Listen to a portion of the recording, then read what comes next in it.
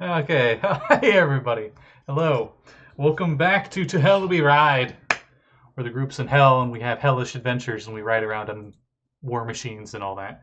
As we get started tonight, real quick, going over new rules that we've been having. Here's our little ducky friend. For this group, it'll be a little abyssal chicken friend. They get one per session, one little friend to help them, and only when they ask for it, the ducky might help on a d20 roll. However, the dice used to help on the d20 roll depends on what excuse they have in character for needing that help. If it's convincing enough, it could be up to a d20. But if it's just a very desperate hope of just something to help anything, it would just be a d4. However, the group only gets one chance. That does not mean it's the only time the little ducky can help. If you donate enough bits on the bar above our good pit fiend, I'm pointing at now, they gain another ducky.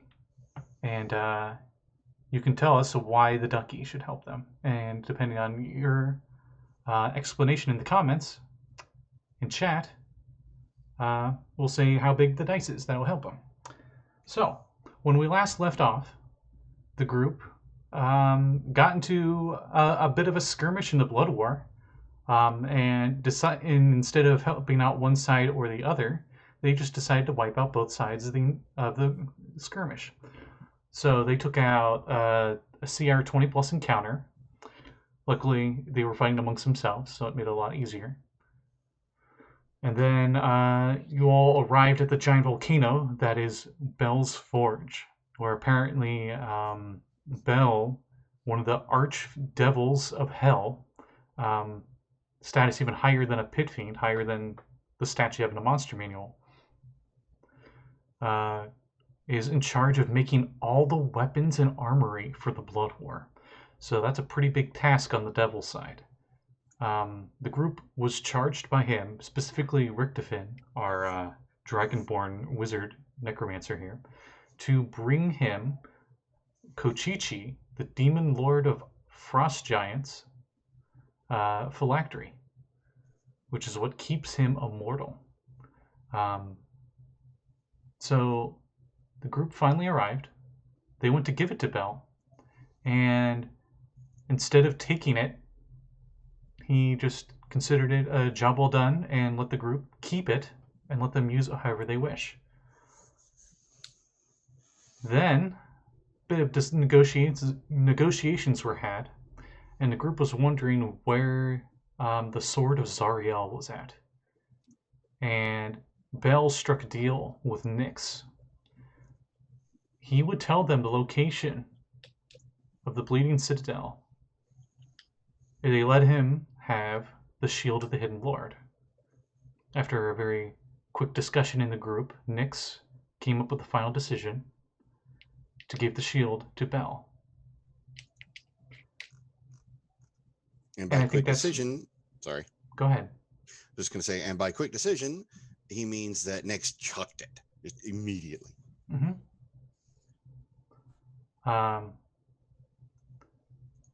Bel then we'll do a slight retcon for the last 5 minutes of the session. Grabs the shield, and the room that you're in, the room that's filled with these fire giants that are on giant-sized anvils making stuff. They have chains on their wrists and ankles and neck. Seem to have them bound here. They do not look happy to be here. But their work seems beyond masterwork, probably better weapons than you've ever witnessed in quality. And the entire place, the floors started to crack, and you all fell. And it was like a Dark Souls fall, where there was like these nice runes on the bottom, magical runes, and when you landed, you took no fall damage. Sorry. And Lulu showed up and said that, apparently. 'Cause that's pretty much Lulu's voice in my head, but not as annoying. Because she doesn't pop in with stuff that doesn't matter every 5 seconds. I like Navi. Anyways. Anyway, enough about that. And you all ended up in a gladiatorial arena, it seems like. Surrounding you on the walls appears to be a bunch of other devils and what appears to be these dwarves with fire beards and ebony-like skin. They also seem to be bound like the giants up above, and they are working on weapons and armor. And the room that you entered at the bottom, you notice on the walls, all around it, are weapons of all types, but they seem to be made of hellish iron. They have this, you can almost see like a smoldering vein of lava in the middle of them. And they are of every type, every sort. They're just free to grab. And including stabs and spellcasting focuses. And Bell casts a spell on the shield, and as he casts a spell on a shield, the Hidden Lord is hidden no more, and he turns into a malformed pit fiend. Seems to be almost like he's partway stuck between the two transformations, and he collapses to the floor with you all as Bell slowly floats down in his giant floating throne that you can all see on the overlay. Thanos. And kinda, yeah. Oh, hey! The Koi has arrived. Oh yeah, I forgot to mention Koi wasn't here for a moment. Hello. Welcome. Let's just setting things up. Hi. So, pretty much all I said was there's a slight retcon from last time. The floor collapsed where you guys were at, and you all fell into this like gladiatorial arena. And you don't have your normal weapons with you because they were taken by the devils on your way in. That huge army that was outside the forge. But there are weapons of all sorts, any that you could think of and more, on the walls of this room, and they seem to be made of this hellish steel, and they are all of great quality. So pretty much what I'm saying is you have your weapons back, statistically. So I know that Koi has a magical +1 crossbow. Yeah. We'll say conveniently enough, there is a +1 equivalent infernal crossbow here for you to use. And that's when the Shield of the Hidden Lord is turned into a malformed pit fiend that seems to be stuck between the transformation of being the shield and being a pit fiend. So like one wing is still like merged into him. There are just random spots of him that are made of this goldish brass that the shield was made of. His face almost looks like it's having a stroke because like one side is kind of melted and metallic. Appears to be in quite a bit of pain. At least as much of the pain as a pit fiend could express openly. And Bell says, Gorgoth, I will completely free you if you can defeat them. And then that's when he goes and grabs a mace off the wall, one of his size, a pit fiend mace. In fact, I'll say a few, like 10 imps fly down with it, struggling to hold it. And he just grabs it and probably kills 2 imps just from grabbing it. And we roll initiative. Yay, initiative. Do this. 11 for the Mancer. Shit. Natural 20, so that's a 23 for Brakka. Ooh, nice. 23. Let me look at our Gorgoth stats here. Okay. Lulu is here as well, so she will also be in the fight. If you let her. If she wants to, because I know she said last time she's got something where sometimes her spells won't work around her. She looks like she's like, I really want to kick some butt. Got I some, could still try to impale them, so long as she doesn't turn herself into a lawn dart. this tiny sized little gold fluffy fur flying elephant. How many Ball of F's? How many sparkles. F's was in there? Fluffy power. Her entire celestial being is about the size of Gorgoth's head. Gorgoth is about 15 feet tall and about that much wide, because pit fiends are swole. In older editions, they were like ridiculously like wide. They were like ghouls and goblins, I think is what that game was called back in the day. They're like that kind of build, the big bad guy in that. So I think I got Richtofen with a 13. I got Brakka with a 23. What did Nix get? 17. Oh, okay, I did get Nix then. And what did Koi get for initiative? 22. Ooh, okay. No one's surprised, but you do see quite a few of the devils up there. More of them than not are chain devils. And their chains are the ones binding those fire dwarves and giants and such up above. And they go between watching you guys. They look like they're really interested in this battle. But they're also keeping an eye on their duties. And if the workers even like hesitate, like even catch a breath, they whip them to continue working. They're playing video games at work, basically. Yeah. So you guys are having like a fighter game background where like all that's like in the background. So you got, you know. Test your might. Essentially, I would say this is Mortal Kombat, but Gorgoth isn't mortal. Brakka, it is your turn. Right, First. so is there anything on the wall that resembles my staff? So I would have grabbed it, right? Like a wooden staff, like my quarter staff. You do find a wooden staff. It's a black, jagged staff, but it is quite usable. Yeah. As a focus. Black wooden +2 quarter staff for my regular Lathander staff. Mm-hmm. She twirls it, makes some black vines come around it because it's a different thing than the other one. So shillelaging it up. Then next she just drops to her knees and just slams her palm on the ground and just says, "Come!" And instead of her normal chanting, she's not playing around. She just smacks that and casts Conjure Elemental and pulls forth a Zorn. A Zorn? A Zorn. And what you see rising out of the ground... I do not know what a Zorn is, but... You do not know what it is? I do know what it is. Oh. Interesting. Yep. So for those that don't know, this weird D&D creature that's only in D&D, it has, I believe, 3 legs, and then like 3 arms, and then like a face on each of the 3 sides.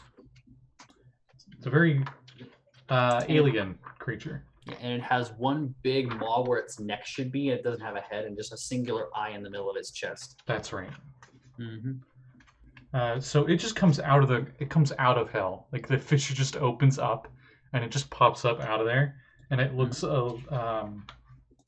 worried, maybe. I mean, how would you feel if you just got summoned to hell, Right. and then there's a pit fiend in front of you? Mm-hmm. But it gurgles to you in Terran. I don't know if you understand Terran. I don't understand Terran. I understand Druid. That's about it. But you're pretty sure it's complacent. Very complacent. Yeah. There you are. I have to roll initiative for it. It will go on your turn. Oh, okay. For the sake of me. All right. A Zorn, folks. They are very weird. They are. They are like 2nd edition elemental weird, because that's what they are. Sweet. Do you got his stats? I do have them up in a separate tab Okay, good. on D&D Beyond. Oh, that's so convenient.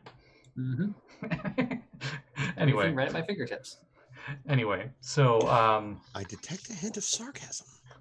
no sarcasm at all. The sarcasm's more of like brand. Mm-hmm. I'm trying to channel Sam Regal and failing. Oh, Acquisitions Incorporated does it as well. Anytime they mention D&D Beyond, they're just like, oh, it's so convenient. Look at my death saves I gotta roll now. Stuff like that. Yep. But in any case, it is Koi's turn up next. Immediately after all that. Okay, so I grab my edgy crossbow. All right, you go over to the wall and you find a crossbow that looks just like the Orthon's crossbow. The what? That one fiend that was like a bounty hunter that attacked you Oh. guys before. Yeah, that one was very cool. So yeah, I just turn and shoot because it's my job. You load a bolt into it, and you notice that the bolts seem to be made of some kind of bone that you do not recognize. All right, I don't have my. Okay. Don't Yeah. even give me a quick Arcana check. This isn't an action. Natural one. Okay. So you fire. Continue. Yeah. I'll shoot.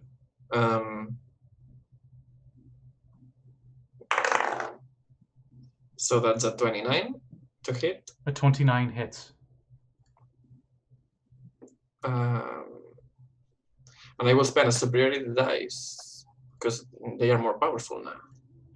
Mm-hmm. Nice. Oh yeah, for those at home, they're level 10 now. They just leveled up. And I will.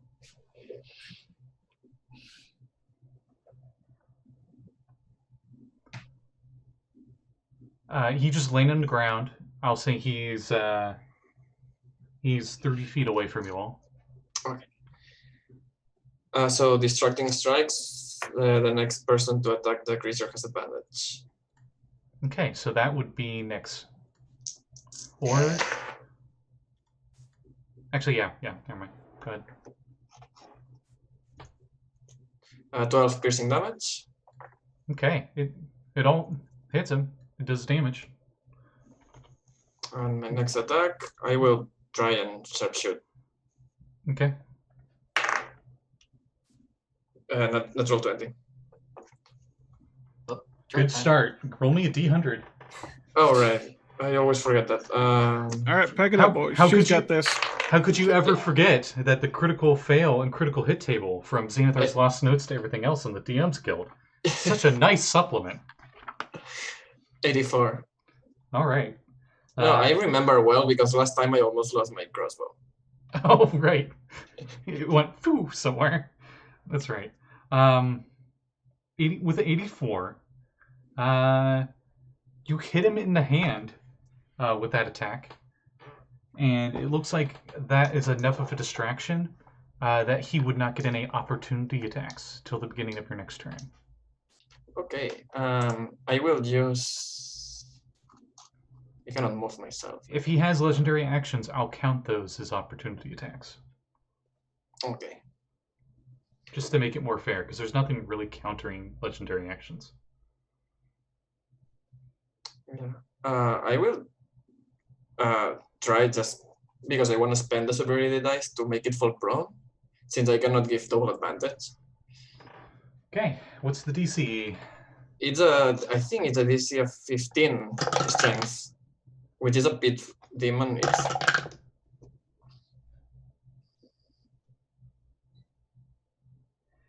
He struggles, but he does stay upright.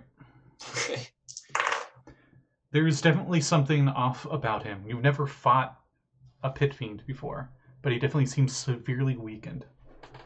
Okay. So 32 piercing damage. Oof. Yeah, that hurts. Sorry. No, it's 4 more. And on top of that, I forgot So to roll the crit. 36. Yeah. Okay. As you hit him with both those bolts, you hear the devils up above start cheering. I will move as far away as I can with my movement now. And then Bell claps his hands twice as a legendary action. And so And the lights come on? and appearing in an open section in a roar of flames is a bunch of imps with musical instruments that seem to be crafted from humanoid remains, leather and bone and such. and they got like the big drums, and they're just like some really intense fighting music for you all. Nice. I will roll cool. performance check for them. Because they're super scared of the Archdevil, they have advantage.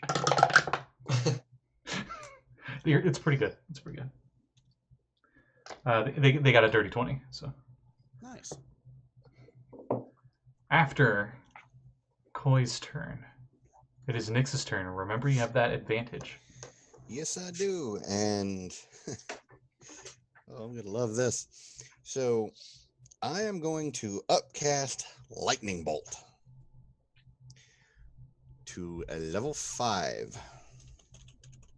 Ooh. And now that I have Elemental Adept for lightning, resistances don't matter. Nice. What What is is- a Dex saving throw of 16 for me, please?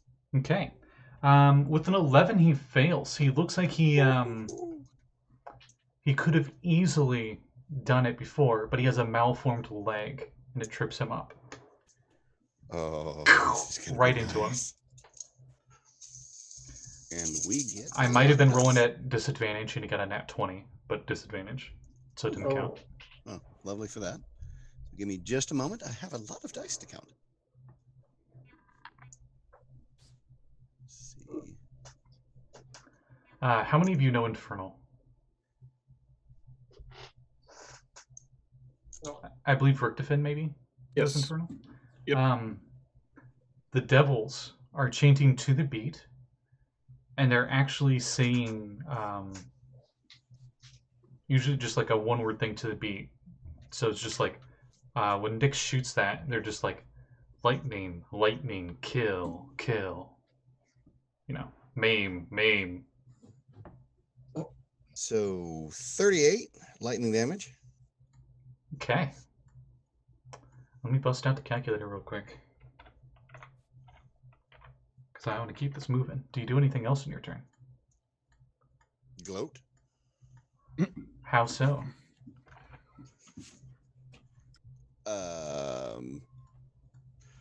This is for being the monkey on my back. Wah! The wall was the lightning bolt. Okay. Thank you. At least somebody laughed for that. Gorgath looks at you angrily. Then it is Lulu's turn, and she goes, "Bing," and she flies right at him, and then she gets right into his face, and she blows her trumpet. And he needs to make a Constitution saving throw. As you hear a shoot the whoop, and he got a nat 1. Nice. So he is deafened as his non-existent ears start bleeding, apparently. And he takes thunder damage. Lightning thunder. Oh yeah, that's probably what they're chanting now. So, okay, he's Wait. really messed up. With at this thunder point. and lightning, is he very, very frightened? Galileo. Galileo.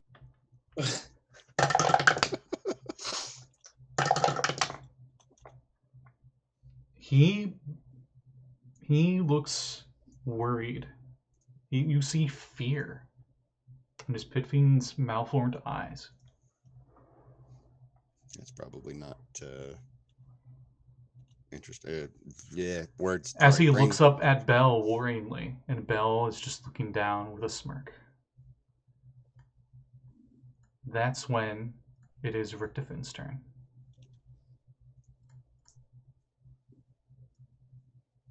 As Richtofen is muted. How many corpses are around the arena? Currently none. You said he killed a couple of imps. Yes, he did. Okay, Very- there's a few splattered imps around. And what They're about not the big. bones of the band? Do you really want to get rid of the fight music? They're currently items now. They're no longer bodies for undead resurrections. Okay. I was saying if I could pull I mean, that if you off, cast Animate Object, you could do that, but beat to death with drums. Mhm. I mean, that's what some Um, bards do. I'm going to cast up-leveled Chromatic Orb of Acid. Okay.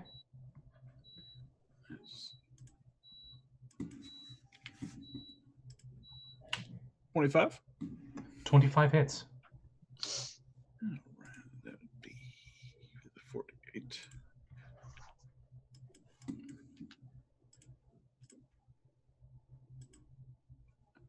$23 acid. All right, you burn away his flesh. There's a horrible hissing sound. He screams in pain, but it is drowned out by the cheers of the devils in the crowd. Specifically, the chain devils. They seem to take the most entertainment out of it. And that's Richtofen's turn? Yes. Okay. Now it is Gorgoth's turn. And he says, "This is how you repay me after everything I've done for you," as he feebly flies towards Nyx. And he unleashes all of his attacks on Nyx. But before he even gets that far, when he gets close enough, everybody needs a wisdom saving throw. Boy, that's right.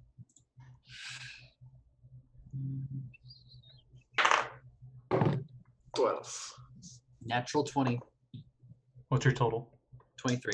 Wait, no, Okay. not 23. This one, 29. 26. 21. All right. Koi is currently frightened. The mere presence of this pit fiend being near you. I will use my Indomitable skill. Okay. Okay, that's a 17. Still fails. Okay.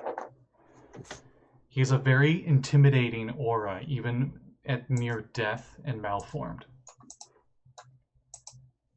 In fact, the fact that he's still able to move in this state without injuring himself, seemingly, is probably what causes the sudden fear more than anything else. So you were currently frightened. I was already running away, so it's fine. And as he gets right up to Nyx, everybody needs a dexterity saving throw as he casts Fireball point blank on Nyx. Oh, jeez. Oh, me mother. So I'm guessing a shield moment wouldn't help right about now. Nyx, that does not help with the dexterity I saving know, throw. I know. Sarcasm. Okay. 12 for Brakka. 17 again. Okay. 17 here. 30-20. You all fail. Oh, jeez. As he casts a very familiar spell that he was casting from in his shield form.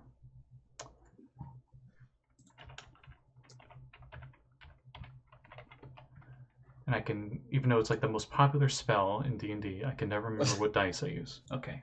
8d6. He is immune, so he is unharmed by this. I can Ember Rye right about now. Yeah, that'd be nice. You all take 21 fire damage.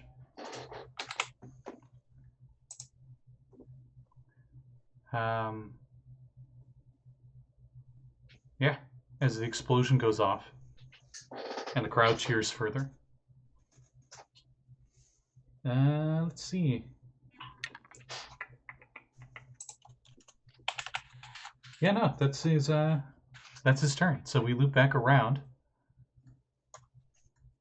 to Brakka. Brakka, he's like in your face. All right. Because none of you moved, and he just moved right up to you all. Okay, so this saves me the trouble of actually having to get to his butt. And does anybody look like they got really rocked bad by that? I mean, we all took 21 points of damage. Right. Does it look like it hurt anybody worse, though, is what I'm saying?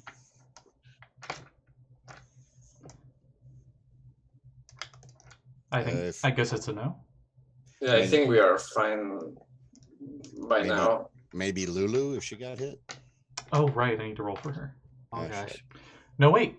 She moved up to trumpet. Right, yeah, so he moved out of her space. So does that mean that the Lulu Technically, got yeah, attacked? she was out of range because he Yeah, so moved what- 30 feet. Well, Would that that mean being Lulu- saying, wouldn't sitting Lluis be away from the fireball since she moved away? I moved 30 feet, but the fireball area is 60, right? Double checking. Also, if he moved, would that It is mean a that Lulu- 20-foot radius, so actually Koi does not take any damage. Koi was out And of would it. that put her out of range of fear as well? Yes. Okay, right. I mean, the fear, I don't know how big it. You aren't frightened because you aren't near it. Okay, It's a meta-wise, it's an aura when you're in a certain range. okay. Also, if he moved away from Lulu, would Lulu get an attack of opportunity? I'll say so. She misses. She tried. Thanks, Lulu. She tries. You hear like a bink as she like hit him and then just like kind of twirled off. You know, like the when you do like you like headbutt another person, but you don't make the check, so you're just. It's Yeah. kind of Lulu on the opportunity attack. All right. Okay, so Brakka just smirks and just says an orc, "Oh, good, you got closer," and is going to try and just shillelagh smack him Okay. with the staff. Hell yeah.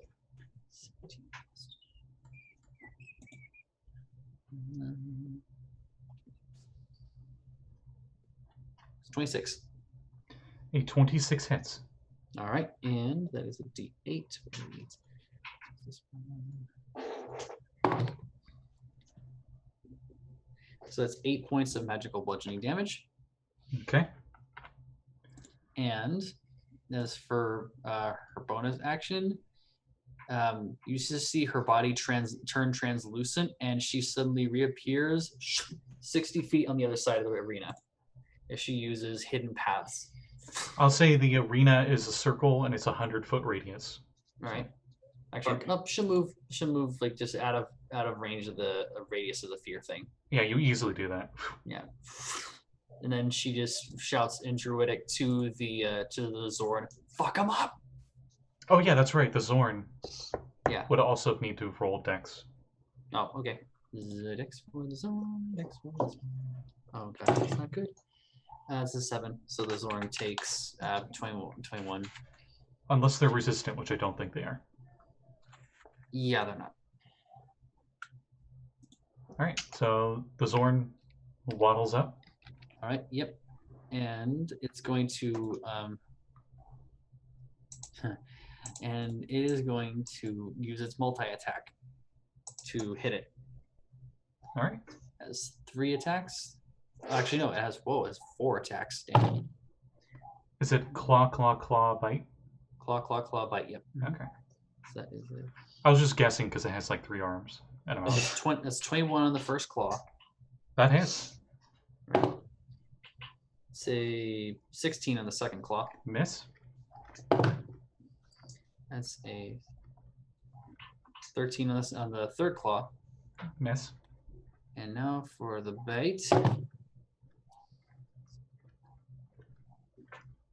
That's 11 on the bite. So Okay. I got 1 hit in. That is a D6 plus 3 slashing damage. I have to ask, is this attack considered magical? I don't. It doesn't say that it is or isn't right here. Okay. It would say magic weapons if it was. Yep.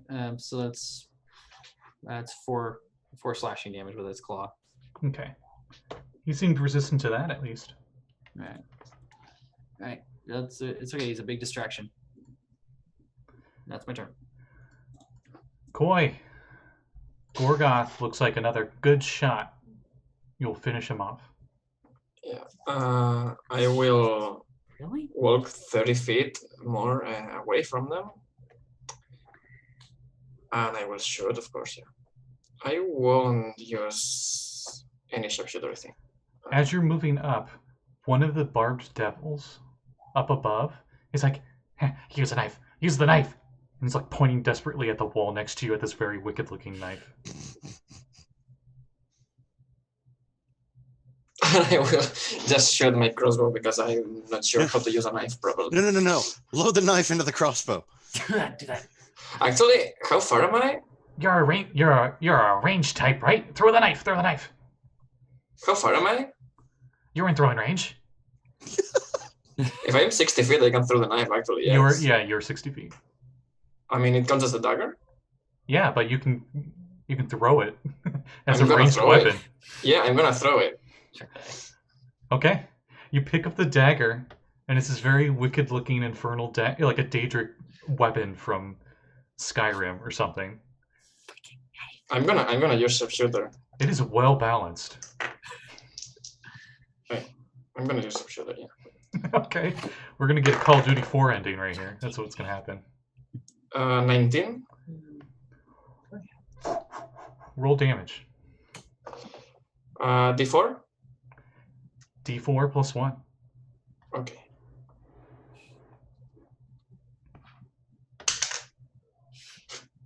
So it's 19. Go sharpshooter. After he gives off the explosion and then he gets scratched with his horn, he like went to lift his head up and he like tilts it over, and in slow motion the dagger's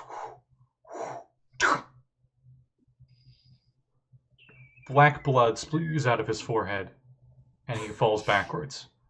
There's a brief silence from the crowd, and then a huge uproar, some roar and infernal of, I guess, content.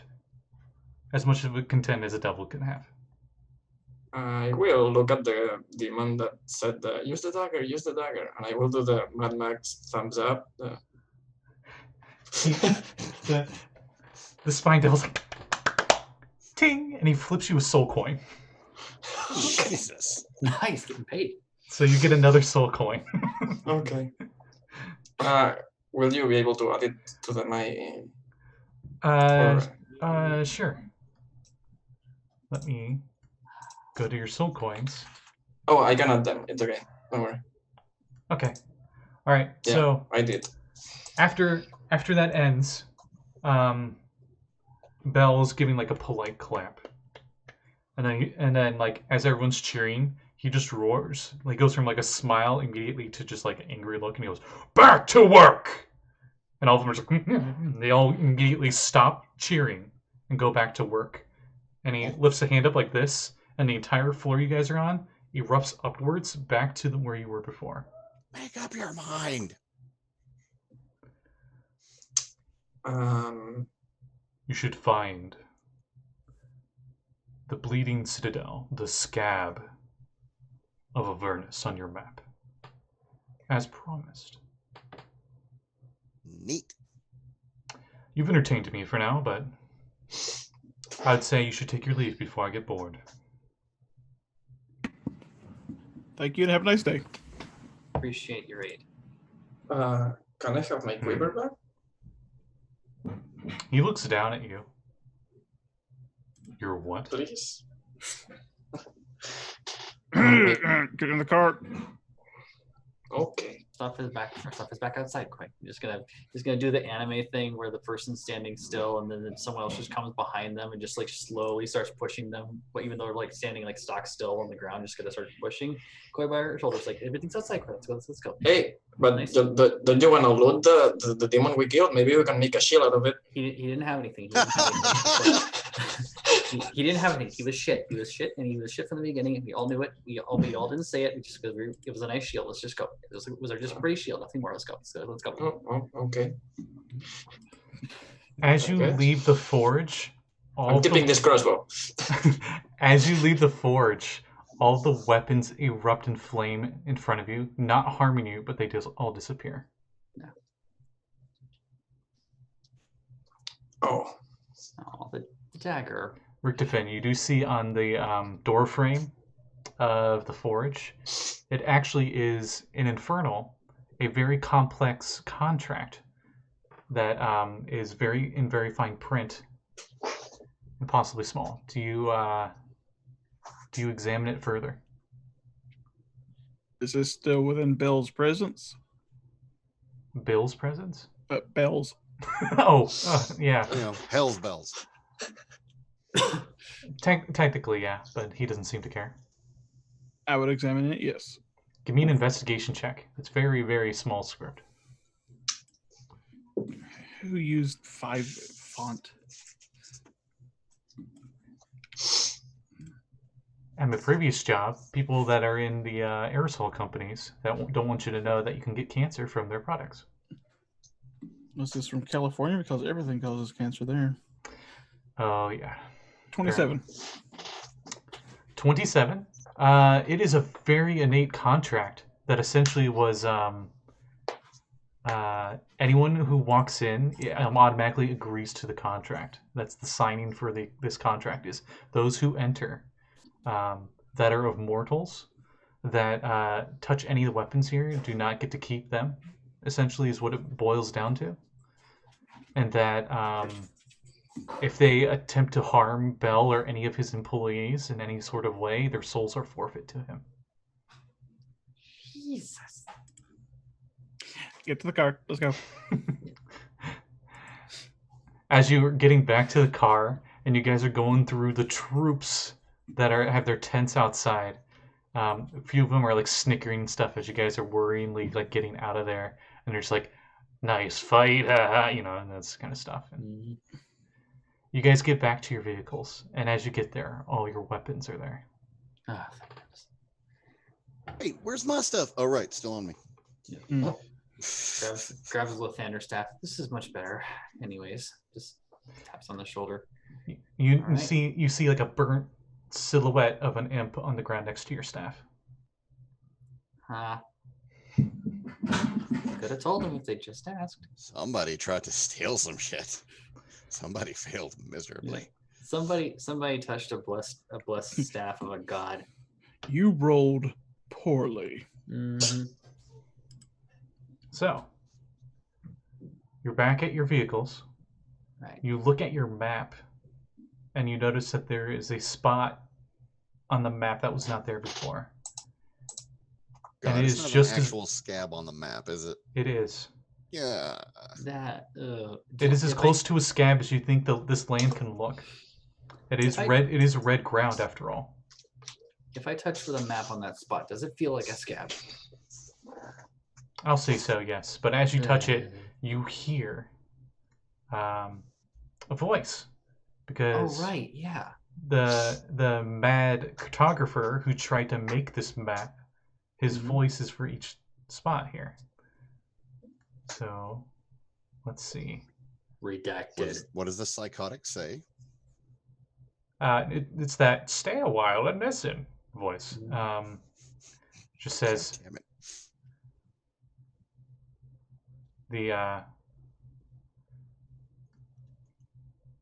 The scab is a blight to Avernus. Eventually Avernus will consume it and destroy whatever is inside. I'm sure both devils and demons are quite interested on the treasures that could be in the Citadel.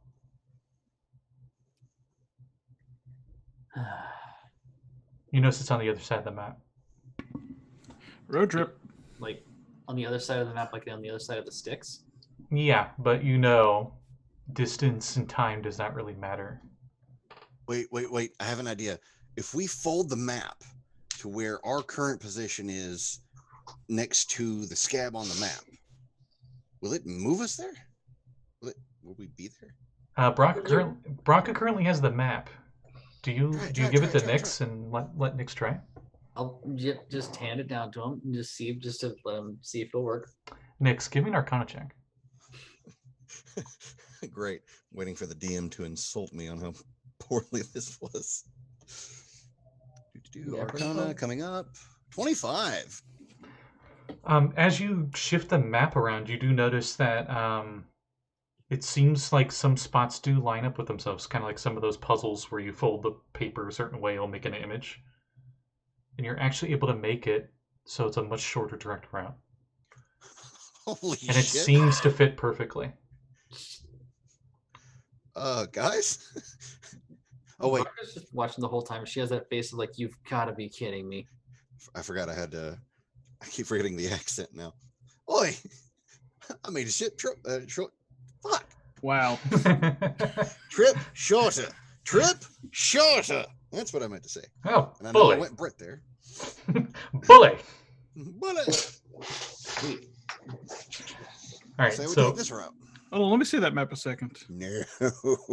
for those at home, I'm going to give you what the map looks like. I'm really going to shrink it down here. I can't believe that actually worked.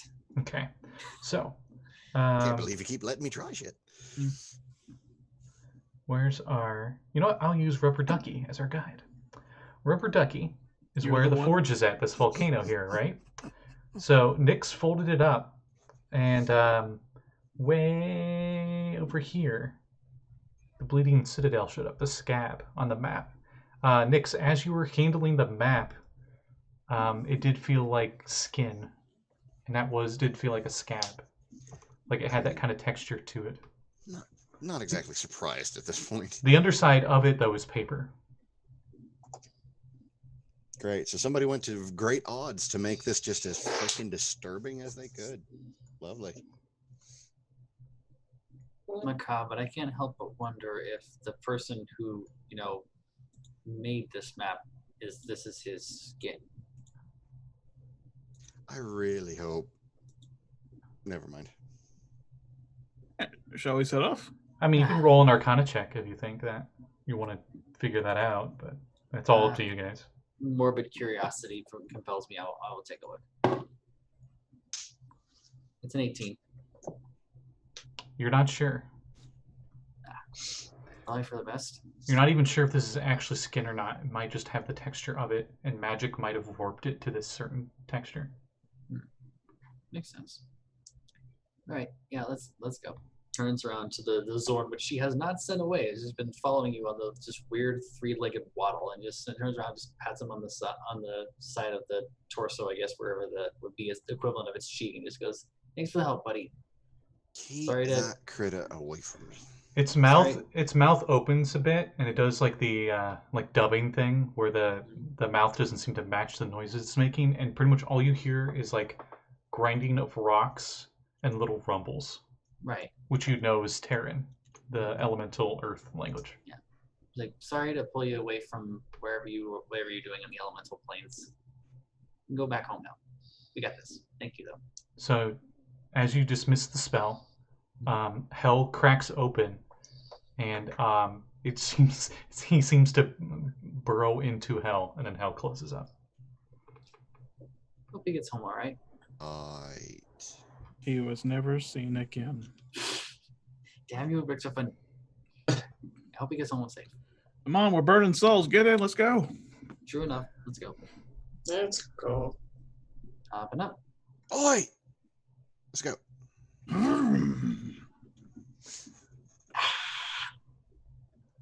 Okay.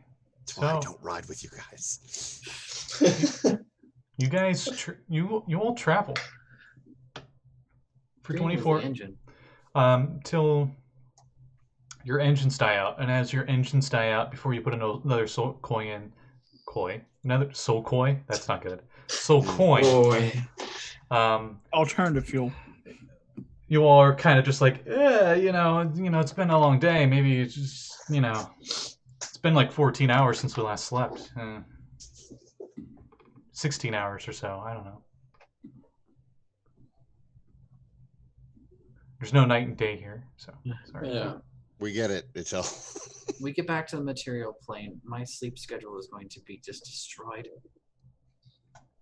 I'm gonna have to sleep for. Maybe when we go back, time hasn't even passed. Wouldn't that be convenient? I mean, Would it though? who cares when we ever get to the place we're going? I think that's how this one works. Wink. I don't even care. I just Wait. miss my crossbow now. Did the demon The grinder just say edge of it. wink at us? Would I have any knowledge from like my mentor from Vola telling me stories about her travels in the planes if time works differently when you're in the outer plane in this sort of plane like this? You know from your study in Candlekeep that time is very confusing in the outer planes.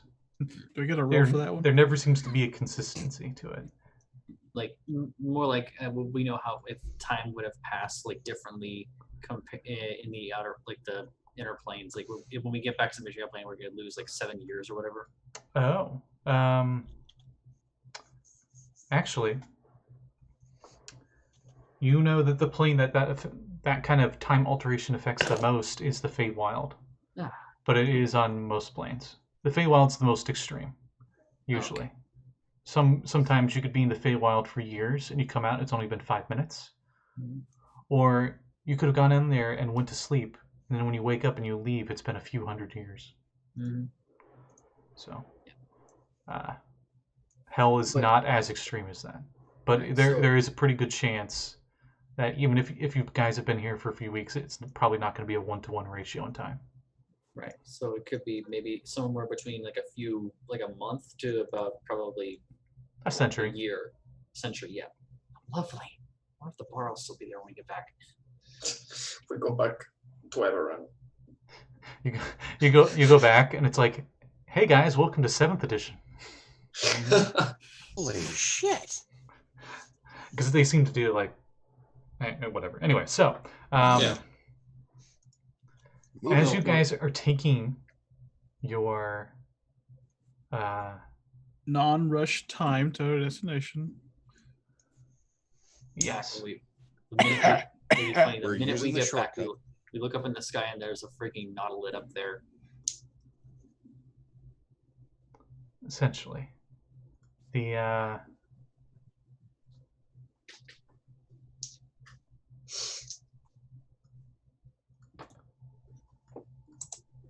Nix, while you were sleeping, I actually need everybody to make wisdom saving throws now I think about it. Are we camping out? Wisdom. Double dome in time. Your dome and mine, Kevin. If we're camping out, I'm gonna pitch a tent. Man. Talking the... No, he's not. I'm talking about the dome? That's what I was talking about, was the dome. Yeah. I'll layer mine with yours. I've got my Hearth and Moonlight and Shadow. So I'd re-up animate Dead on my boys, and then cast Lewin's Tiny Hut before we do a long rest. Okay. We'll say the undead boys were also at your vehicles, so you still have them. It was just they probably weren't allowed on the premises. But wisdom save is 26. Okay. What about 17. Okay, 17 for Koi.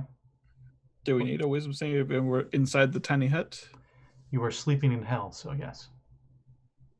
But inside the tiny hut, it's a different plane. It makes it, it's not a different plane. You're just putting a protective dome around you. Yeah, guys. it's just a force field. If we had a magnificent mansion, then it'd be a different plane. And rope trick, but rope trick only lasts for an hour. Yeah. Okay. I think rope trick's the lowest level pocket dimension spell. Mm-hmm. 17 save. Okay, and then Nix. Oh shit. Wisdom. Yes. Sorry, I know you were a little distracted there. No. That's right. I did roll it. 19. Sorry. Okay. You're all good. So Nix, during your slumber, you have a dream, and this dream is a dream in hell itself. You see around you hundreds and thousands of dead bodies scoured around. Some of them are mortals. Some of them appear to be fiendish-looking dragons, which you know are the Abashi, Tiamat's devils. Fancy. And dead giants, fire giants specifically. And floating down from the sky through a portal of fire, as fire is erupting out of this portal, this like a giant among fire giants, like he's like twice the size of the other fire giants, comes out, and he's wearing very Viking-esque, very Valhalla kind of armor, and He looks at you, and he says, "Worm speaker, stay out of my way. I seek to destroy your master, the Queen of Dragons, Tiamat." The camera kind of zooms out, and you realize that you are a blue Dragonborn. Ooh. A blue Dragonborn with the same scale patterns that you have. A blue Dragonborn that is wearing a draconic blue dragon mask to fit your motif. You're carrying a staff that has lightning just emitting from it. On the very end is this blue orb that is 10 feet in diameter, which you know is the greatest gift that you've ever been given by Tiamat. From the far-off world of Kern, this is an orb of dragonkind. One of 3 left in the multiverse. A very powerful artifact that you could use to call dragons to you. So, You are in charge of blue dragons, essentially. And that link I sent you is you. Holy shit. So does that mean my name is Resnet? Because I want a new character if that's the case. No. Holy shit. You are wearing armor. It's equivalent to a chain shirt. You do have a cloak that is more or less draconic wings with blue scales. You got a magic shield, you know, all the epic level stuff. And what do you do when he says that? I'm sorry. I'm still gawking over what you just linked me. Jumping back to reality, or hell. Oh, cast reverse gravity.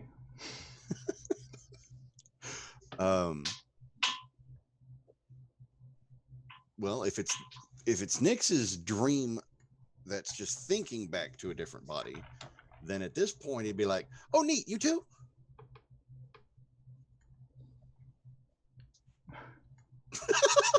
What? I don't give you much to go with, do I? I'll say you say that, and memories come flooding back to you, and you remember that you were like one of Tiamat's chosen. Like, very important to her. But she's not nice, so it's not like she is compassionate to you. It's just more of she seems to trust you more on serving her loyally. You are a cleric of Tiamat. All of your powers come from her. Everything you have are gifts from her. Your life is nothing without her. At least this form is. You know you're Nyx, but you also know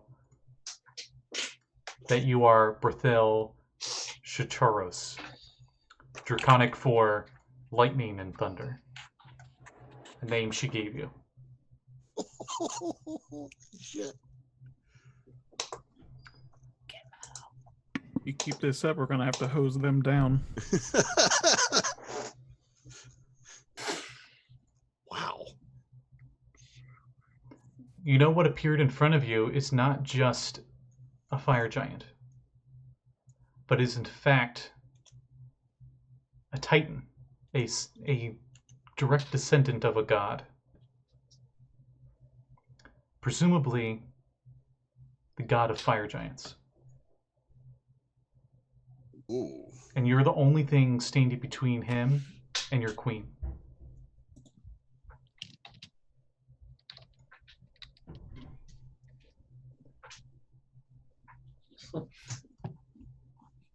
Yes, Surtur, the god of fire giants.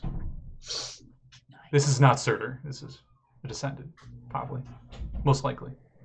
Seems to have the same fire beard. You can just see underneath the Viking helmet. So we're still in the dream sequence? Yes. Okay. I look around. Do I see Tiamat at all? You see behind you a ridiculously giant draconic skull which you know is her lair that she resides in.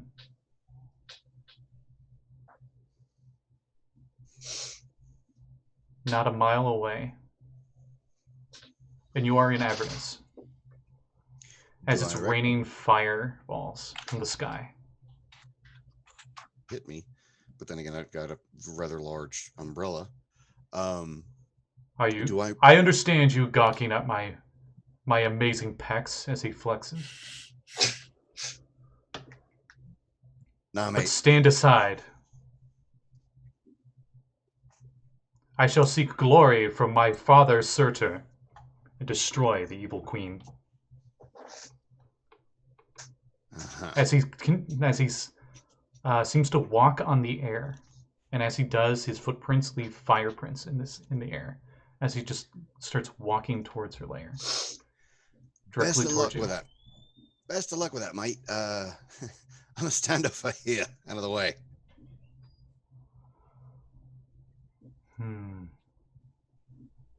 All right then. Well, that's no fun. Are you sure you don't want to fight? As he puts the sword into the ground and just leans on it.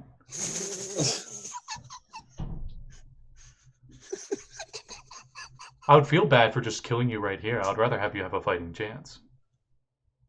I was stepping out the way. If you wanted to attack me, that completely changes the scenario. Well, of course I want to fight you. I came here with the sword out. You would be a nice warm-up. Yes, of course, but I would like a nice warm-up. And what better warm-up than one of her chosen? One of her worm speakers. Yeah, okay. I can't exactly argue with that. Great. Roll initiative. I was actually going to do one thing before we started the fight, but okay. He doesn't let you. Well, I figured as much. Jesus. Now I have to use something completely different over here. And now for something completely different. I show a 0 in Nish, is that correct? Yeah, +0. Oh, okay.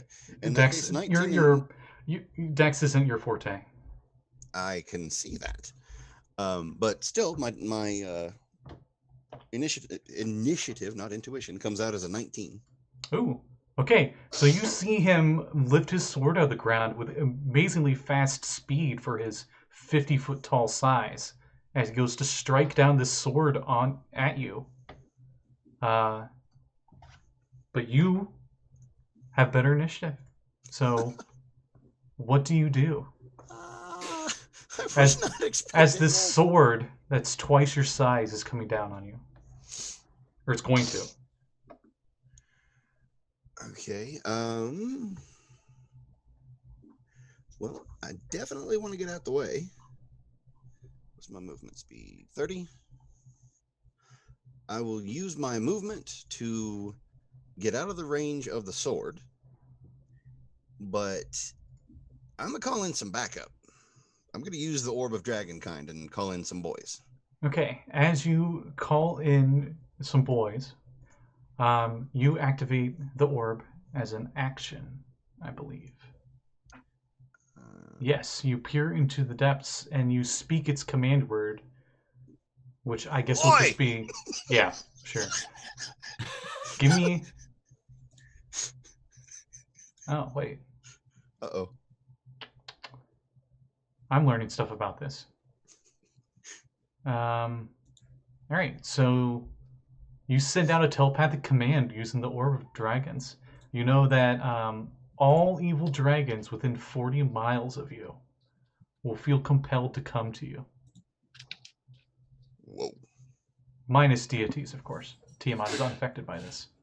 Of course. Is it dragons and Dragonborn?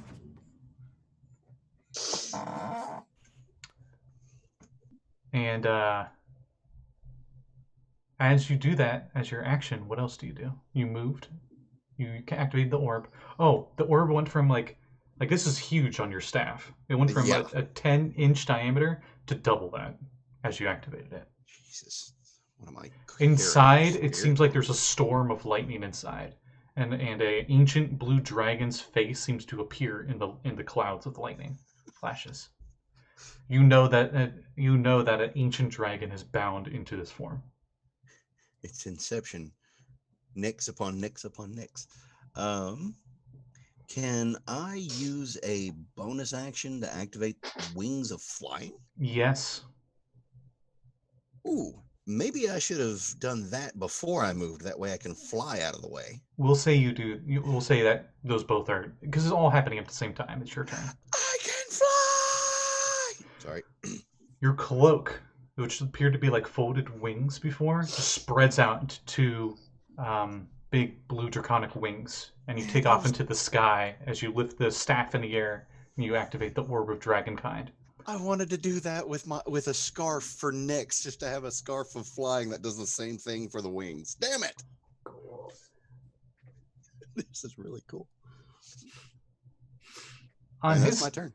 On his turn, he says, "Before I kill you, brave priest of Tiamat, I shall tell you my name," as he easily steps right up to you and continues swinging. My name is Don't tell me it's Oldrak, Oh, okay. son of Surtur, as he strikes down with his sword. Do I have shield in this form? You do not. No, but what is Does a this? 25 hit? Give me just a second to double check. One bonus action. Damn it. Well, shield's a reaction. No. There's a spell called Shield of Faith. That's a bonus action. Oh, yeah. And I didn't know if that would be applicable. That does not include my equipment, I don't think. Shield plus 3 AC. That makes it. Just so you know, his movement is 50 feet in fly, swim, and walk. Oh, okay. But the reach of his strike still would get within that 60-foot range because he's so huge. Okay, so does a 25 hit? Oh shit, yeah, because it's 21 with the shield. All right, you take 31 slashing damage as he strikes down upon you. And I need you to give me a Constitution saving throw. Jeez, give me a friggin' second here. As this watchtower-sized sword strikes you. How much damage was that? Just 31.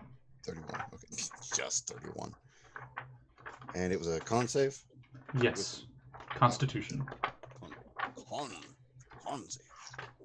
Ooh, 19. Okay, you were not stunned. That's good. Ooh, yeah, that's definitely. It's just because of the sheer size of the weapon. Yeah, that's his turn. Goes back to you. You feel dragons are starting to move. You don't know how long it'll take for them to get to you, but you might need to survive a minute or two. A minute? Gee, thanks. Okay. Well, let's see what we've got here. Sorry, everybody else.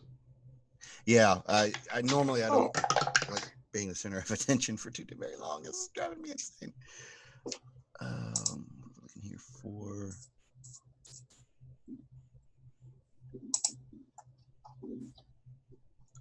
Everybody else, while we're waiting, pull up stats for any adult chromatic dragon of your choice. It could be red, blue, green, black, or white.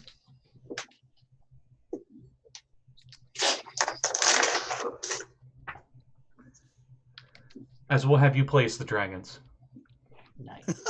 And I'm going to be nice and say that they can move wicked fast. And, they'd be at the ready to defend Tiamat anyway. So it'll only be another 4 rounds. Until reinforcements arrive.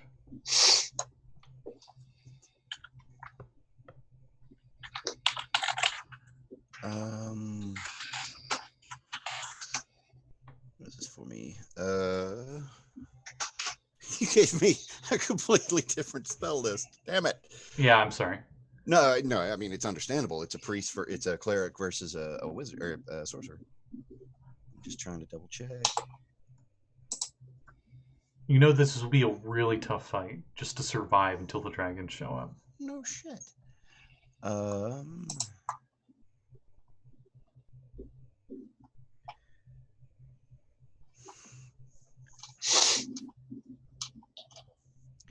Would I know if the spell Hold Monster would work on him?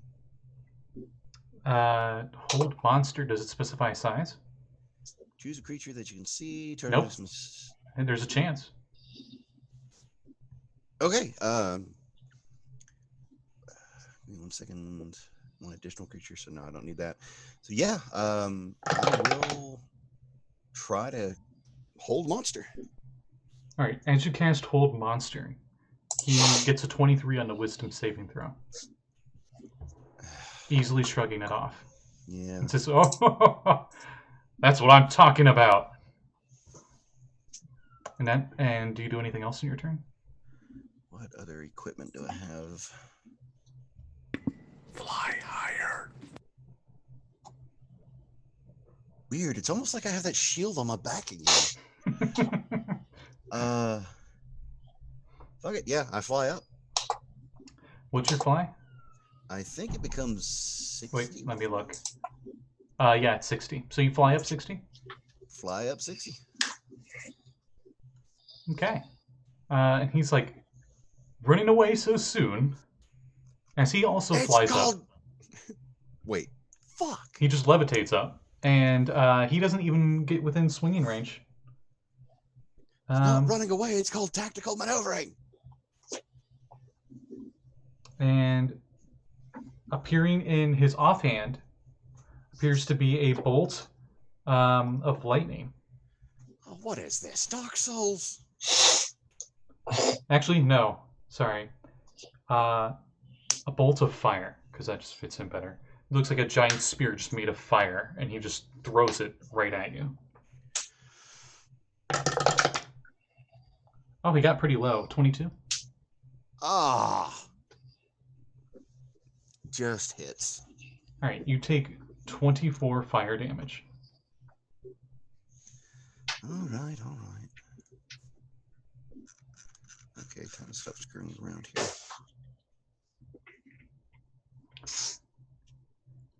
You're not going to stop me by running away. Not running. As it's your turn. All right. Where was it? There was one that I was going to do. Here we go. I'm actually going to have to switch to a different app to be able to use this one. I'm going to throw a, 9th level inflict wounds on him. Okay, inflict wounds, you have to be within touch. That's a touch spell. Do it? Oh, shit. So Okay. do you fly up to him and touch? He's like 20 feet away because he's been following you. You would not provoke an opportunity attack. I would not. Yeah, do it. No.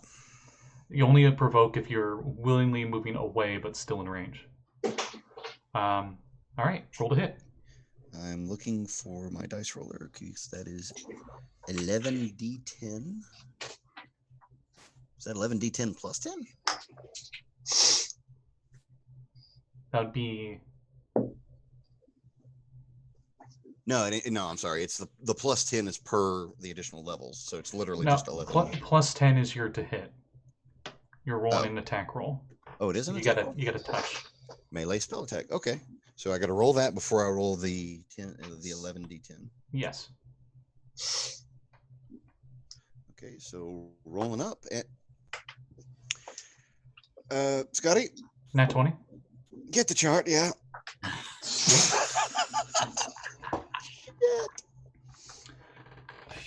Do you want me to just roll that 22 d10? I mean, I could do it too, if you want me to. Yeah, go ahead. Okay, so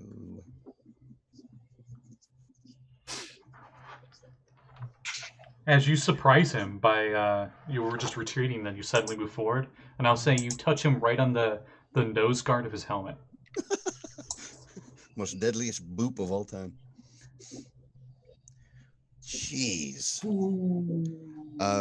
Okay, so of the damage that I rolled for the 22d10, it is 127 damage. Holy shit. As you touch him, his armor and stuff like black lightning bolts seem to like the lightning scars seem to appear all over his body as you hit him with that, and he actually screams in pain. That was really powerful. How much damage total? 127, but that's not including the D100 roll for the chart. If we're still doing that. Yes, roll me the D100 chart. 81. Wait, no. Yeah, that's a 0. So 80, just 80. 80. No, you're wrong. You don't do 127 damage. You do the max damage possible. Holy shit. So you do 220 damage. Makes it nice, easy math. And he's thoroughly pissed. So, you're surprised that doesn't kill him outright, Jeez. as he uses a legendary action to attack you.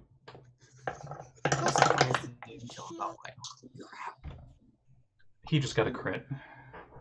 Oh. I'll say he headbutt you. Okay.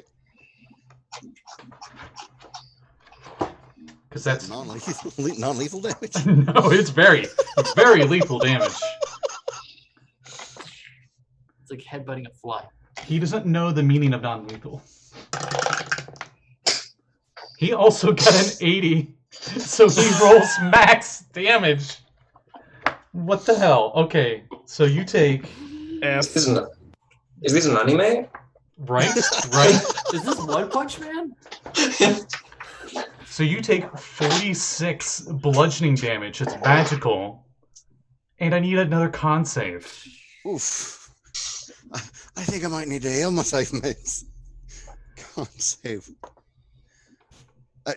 22. Okay, I'll go with it. Okay, good. You're not stunned. Very good. Jesus Christ. It's your turn. Actually, no. That was his legendary action. So now that it's his turn... Ouch. Good friends, where are they? He lifts both hands in the air, and the clouds above you, all the fireballs that are shooting off, immediately rain down in your direction as he casts Firestorm. And he targets all of them on you. Okay. Meanwhile, the rest of the group that's dragons are like, oh, we're almost out of our layers. We were almost flying there. I was napping. Where's my spell count? I need to know how many of these I can cast. All right, let's see if he can. I don't think he can overlap them, luckily. Oh, good.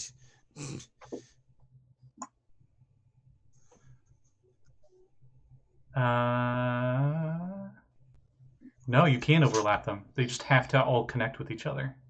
So technically, they're all in the same spot. Wow, okay. Give me 10 dexterity saving throws. So basically, Majora's Moon is coming at him. And great. I don't have dex, so it's 10 straight rolls. Oh, you don't have dex. You have no modifiers to your dex save. Correct. You automatically fail all of them. His DC is 23. Oh. So the last thing you remember... It's eating a giant face full of firestorm. Because that was going to be 70 d10 fire damage. You know what? I'll roll up. I'll give you a chance. I could possibly survive I'll give you a chance. Come on, guys. Cross your fingers for me. Ducky! I picked the ducky! I picked the universal chicken! Okay. Quack, quack. Why should I help you? Quack, quack. At this point... Okay, I do have to ask one thing specifically. Is at this point that Nyx is turning against Tiamat? Or is it after this point? No, this appears to be... or Blithel. This is supposed to be way before the Zariel thing. Okay, so Nyx would still be trying to protect... Or Blithel, sorry. Would still be trying to protect Tiamat. Oh, good reason.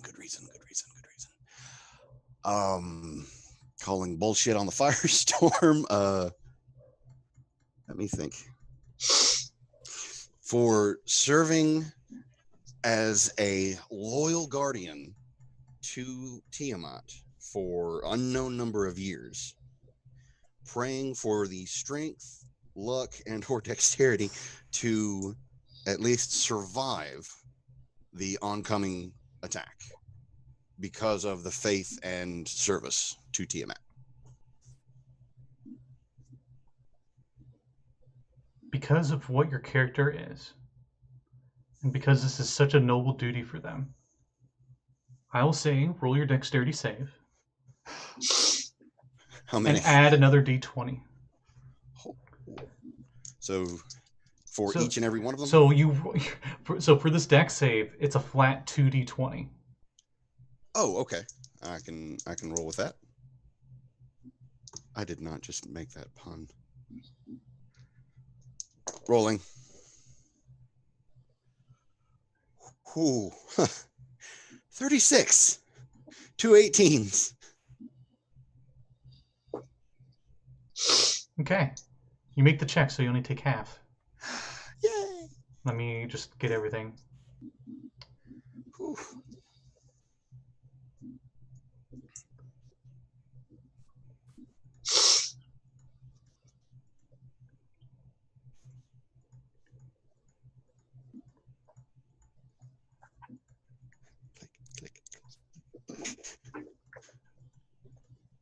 Sorry, I'm rolling 70 dice.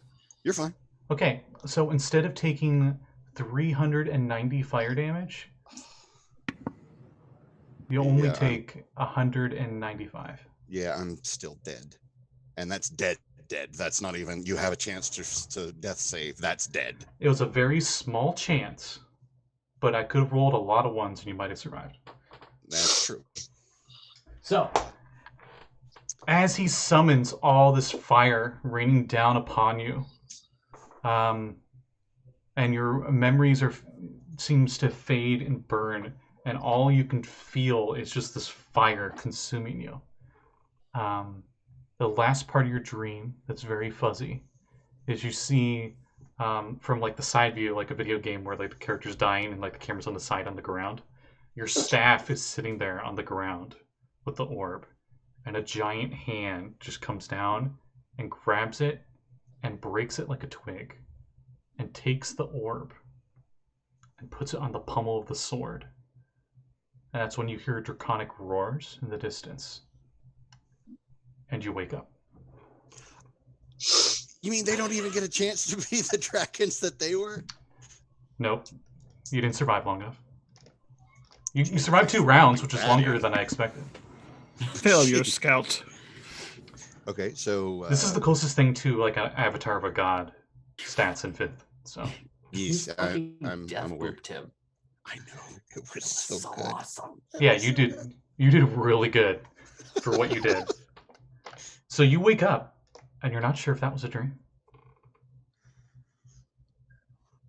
Yep, Nick's just sitting there, kind of hyperventilating for a moment in the quiet. The rest of you just heard like maybe whoever was on watch and the last watch or something just noticed that Nix was probably like fussing in her sleep. Don't we all sleep in the tent and the skelly boys keep watch? No, you got the dome. Oh, the dome. That's right. Double dome. We are not calling it that. Doug Dibadum. That one we may call it.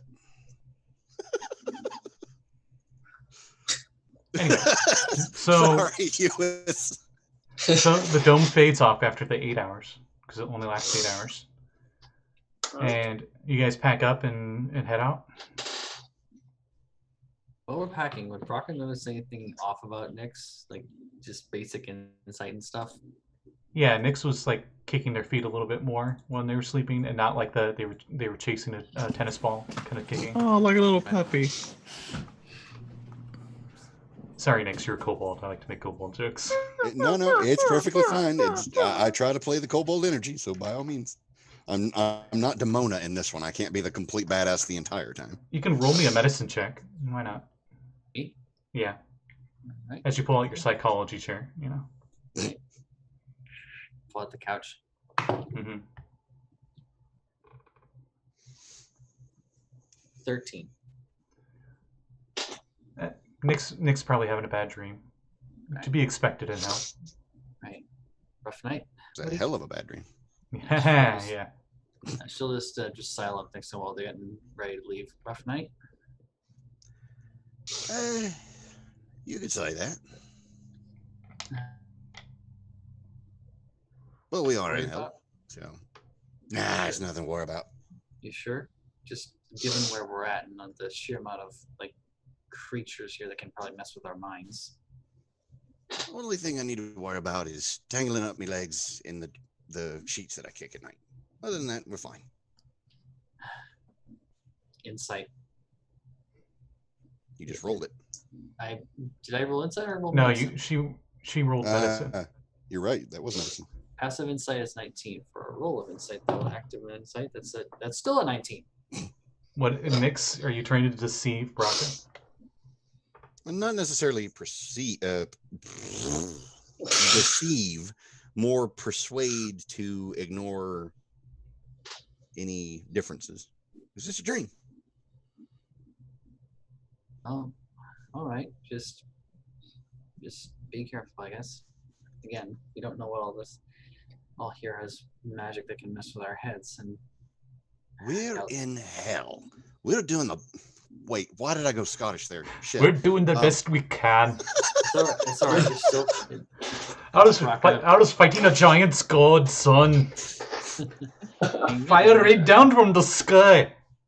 Inka dinka dargan. Hinga dinga durgan. He had a flaming red beard. Anyway, I'm sorry. I don't know why the Scottish creeped in on that. I was trying for Aussie. I apologize profusely. Nick still doesn't remember what accent they had before. Yeah. That dream didn't exactly clear It was it just up. he was just like chipper, I guess.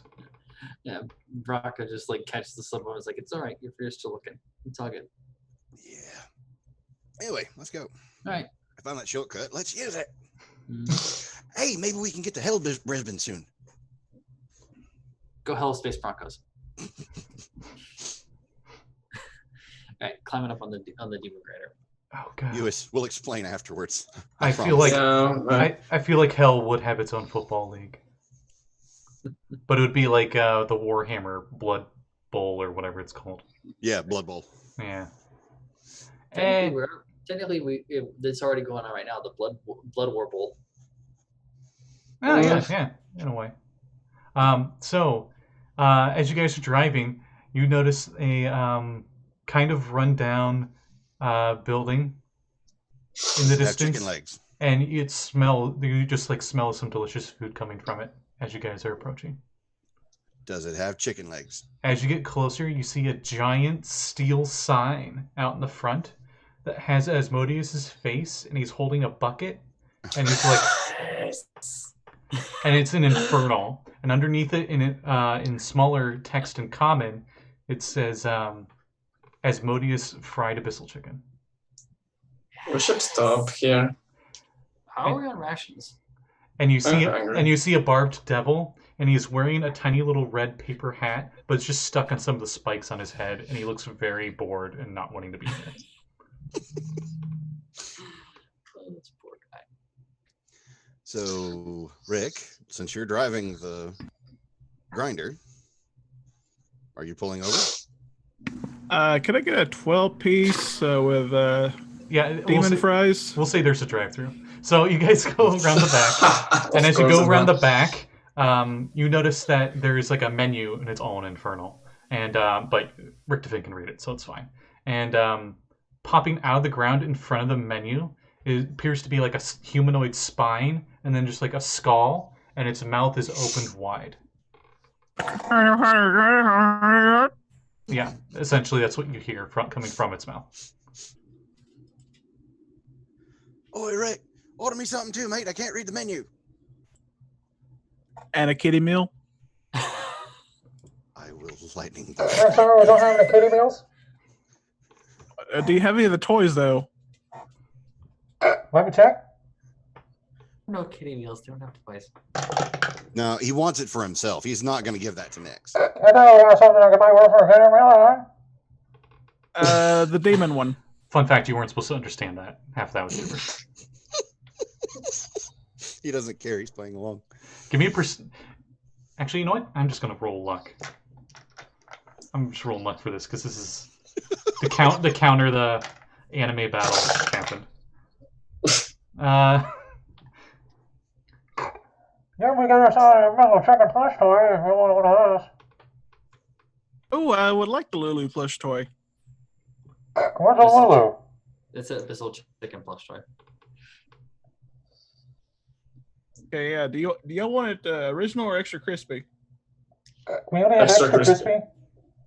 Everything's extra crispy here in Avernus. Even better. Can I get that Cajun style? Yes, we can put it in a cage for you. It's just an abyssal chicken with its living abyssal chicken with its skin just like crispified. It's just shrieking in pain. We have to kill ourselves. I did that. You guys want anything else? Ask if it's got fries.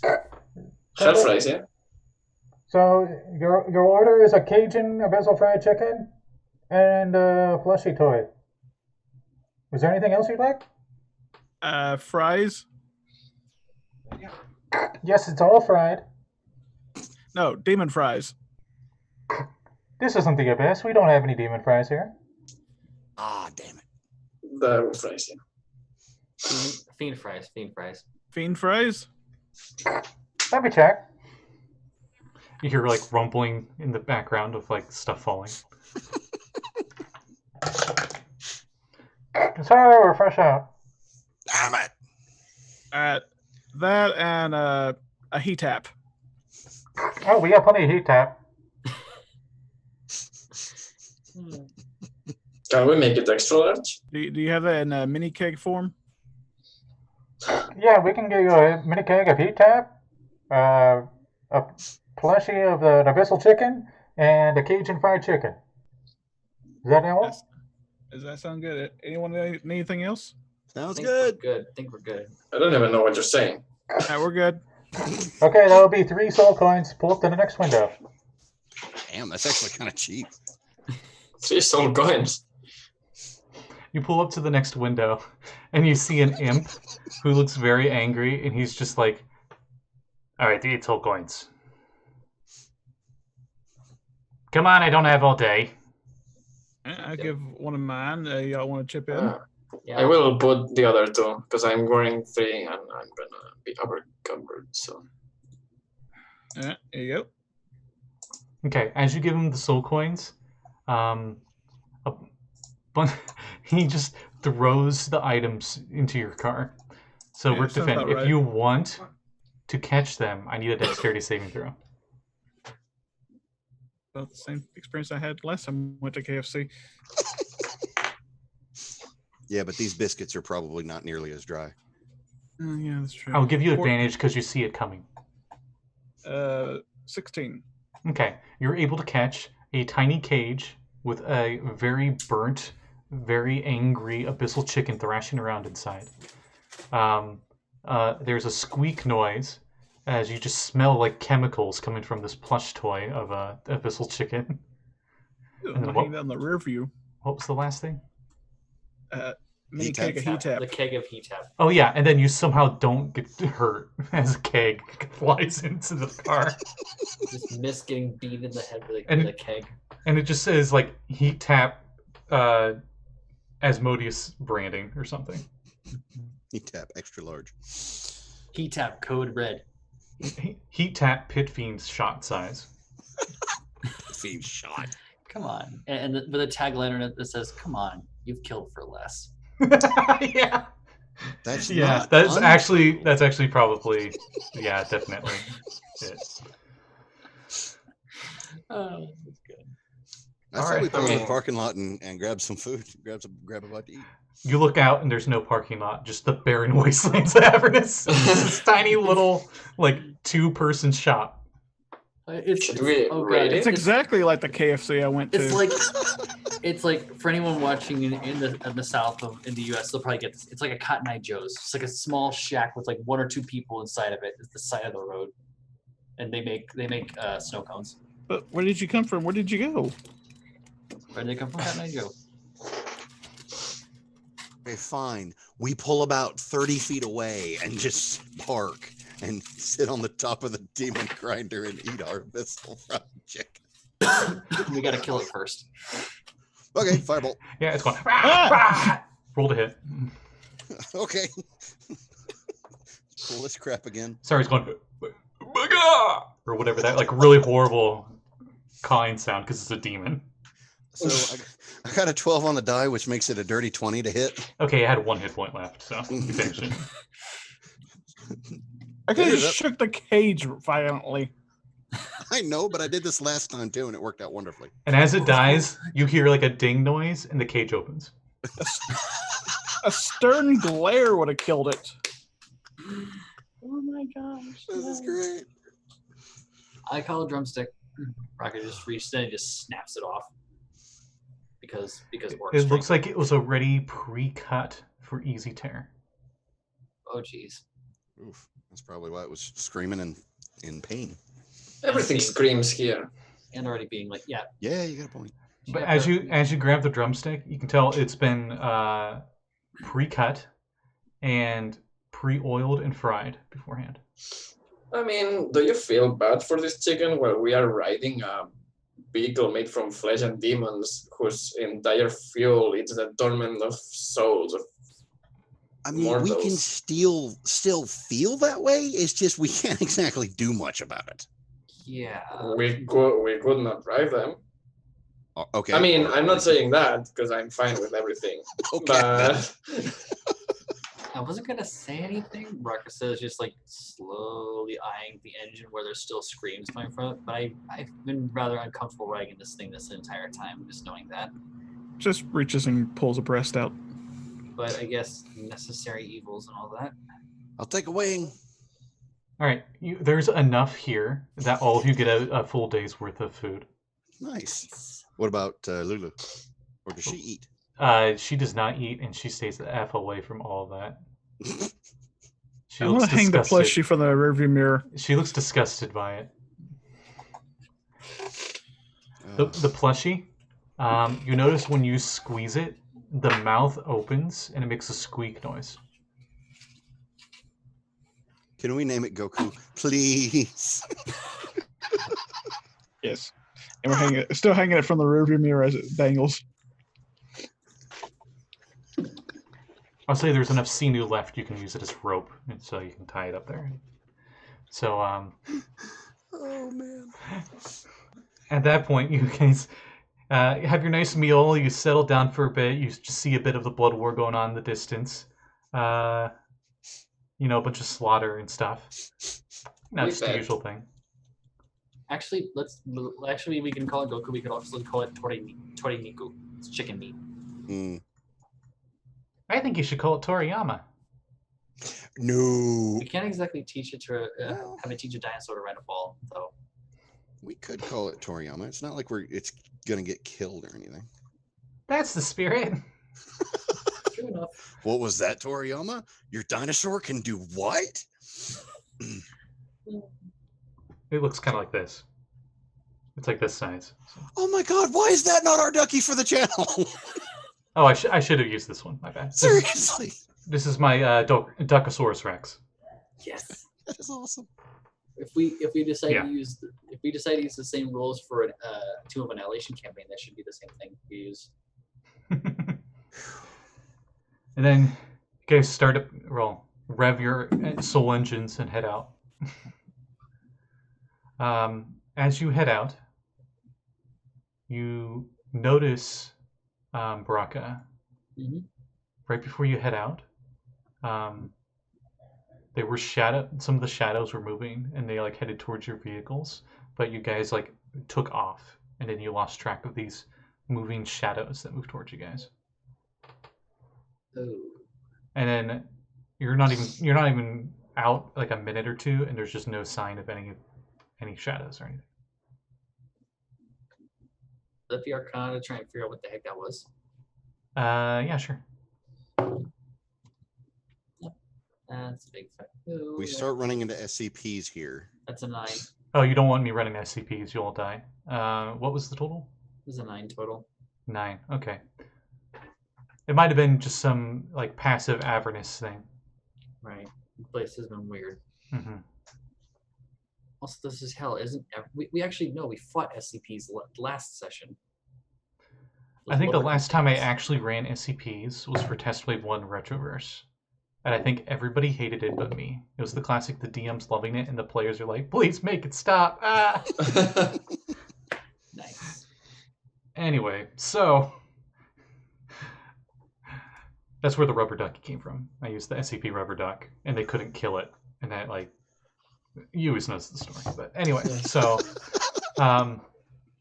that's what scared them the most. They couldn't hurt it. It was something they couldn't hurt, so they're just like, ugh, we gotta get out of here now. Better not play Control then, because there's another rubber duck in there. Anyway, so actually no, go play Control. It's very, very cool. Is that the free game on Steam? I don't think so. It's sort of a sequel to Alan Wake. Okay. Oh, all right. I think I remember what you're talking about. It's very good. Yeah. So, as you travel,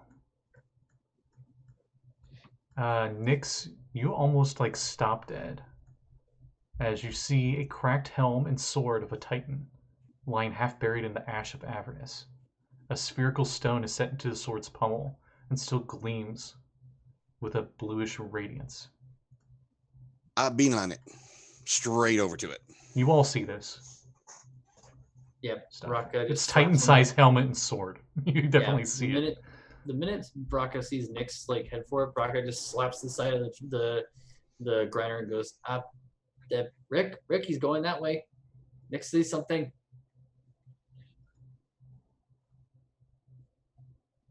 You're muted, Mav. Sorry, what I missed? Brakka's smacking the vehicle, pointing out that Nix is veered off the course you guys are going and went towards this Titan-sized helmet and sword that's in the ground. Not going to the bullet farm anymore. Okay, I will turn to follow. All right.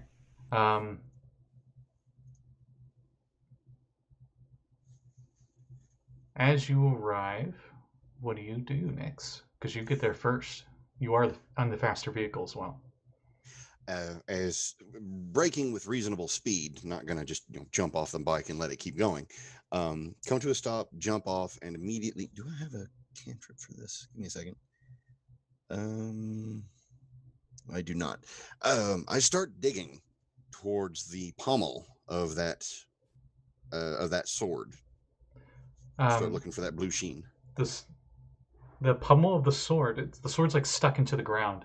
The pommel itself is about 50 feet up. I start climbing. As you get there, you notice inside the helmet, there appears to be a spined devil. Okay. They can handle that. I'm going for the pommel. All right, give me an athletics check. Yay, that's what I'm proficient with. 24. All right, it's quite a bit of struggle as the sword seems to have not worn down with time. It's smooth metal, so it is a very difficult climb. But you're about halfway up the blade when the spine devil says to you in common, "What do you think you're doing?" So at this point, I'm going to cast Fly on myself because I'm an idiot. Okay. As you do that, that's when everybody else is there, and you guys Okay. are out of your vehicles because you've hauled right behind them. Thank you. So as I'm flying there, point up to the pommel of the sword and say, "So that used to be an old lightning rod of mine." Oh, Nix lost it. You assume Nick's ever had it to begin with. Brakka just sees this spine devil and just like eyeing it very carefully, just grips tightening on her staff just a little bit. It gets up. It's large size devil, so he's very tall and lanky, very gaunt.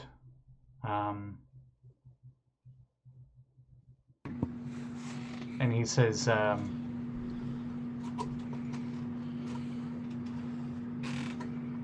come here to mock me?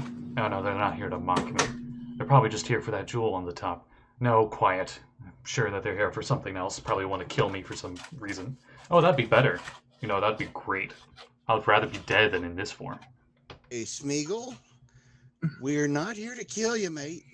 Where's the spine devil at? Wait. Right inside the helm. How big is the helm? Is it in the helmet or did it It's step big enough to outside be a its box? cave. Like I said, it was a helmet and a sword for a Titan. But did you say the spine devil was big? Large Didn't you say- size. Didn't you say Aren't you they walked out? usually smaller? No, not a spine devil. A bone devil. Oh, okay. I was Sorry, I confused. said spine devil. That's my bad. It's not good. They're very bone spine, same thing. So we've arrived, correct? Mm-hmm. As you arrive, your map says, stay a while, listen, this is my warm-up for it. A fallen titan, or a wimp with delusions of grandeur? I'll leave that for you to decide. No. No. All you hear is the arrive of the demon grider in the horn as we go barreling into the helmet. Towards the bone devil? Yes. You're trying to run him over. Oh yeah. Okay. We're I'm guessing gonna one of miss the them skeletons too. working the chopper. He's As you do that, I guess we're rolling initiative. I already have fly cast. Woohoo! Mm-hmm. You just got up to the pummel when the initiative cast. You're 50 Nice. feet in the air. Very nice. That was a net one, so I got a 4. Oof. 6. 18. 12. Okay. Sorry, I wasn't fast enough. Koi, what'd you get? 6. And then Brakka got 4. Yes. Okay. Green dice would work out so well. That's betrayed me. Oh yeah, Lulu. Or UAV drone. Yeah.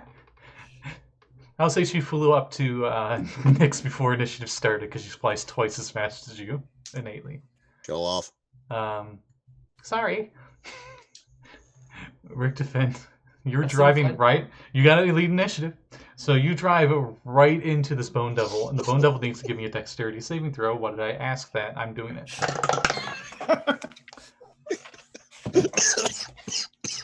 Sorry if I'm killing you. Now I got to pull up the stats for your vehicle. Your delicious bone grinder. You're really on the lightning ball tonight, aren't you? And it makes the dexterity saving throw with a 17. The DC was 11. So he doesn't get hit. Doesn't take any damage. Well, what about the chomper? Because that was the leading attack. Oh, yeah, roll to hit with the chomper then. 24. Yeah, that hits.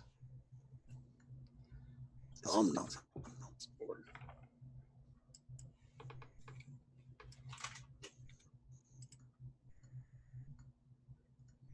Nom nom with 34. Oof. 34 piercing. Interesting. Give that bone daddy a raise. Is the vehicle's weapons considered magical? Yes, they are. Good. Let's say it'd be kind of silly to be using a blood war if they weren't. All right. It gets chomped, but it does move out of the way in time to not get run over, at least. After Richtofen's turn. Wait, anything else, Richtofen? Well, as we drive over him, the wrecking ball would take a swing. Who's manning the wrecking ball? I am. Oh. Okay, so Brakka would do it on Brakka's turn. Aren't the ballistae on the sides manned by the skellies? Yes. And they could have fired on approach, yes. Okay, roll to hit with both. Demon Grinder's looking a little overpowered. Cutting that. It's a vehicle against one individual. The True. first skeleton that fired got a nat 20. All right, and then what did the other one get? 12. So it was a 29 and a 12. Okay, so the crits, and the other one doesn't hit. So roll me a d100. 54. With a 54. Wow. The shot stuns him. Nice. Let's see, and for the harpoon, it is I'll say- 2d8. The harpoon hits him right in the chest. So what, I roll 4d8? Yes.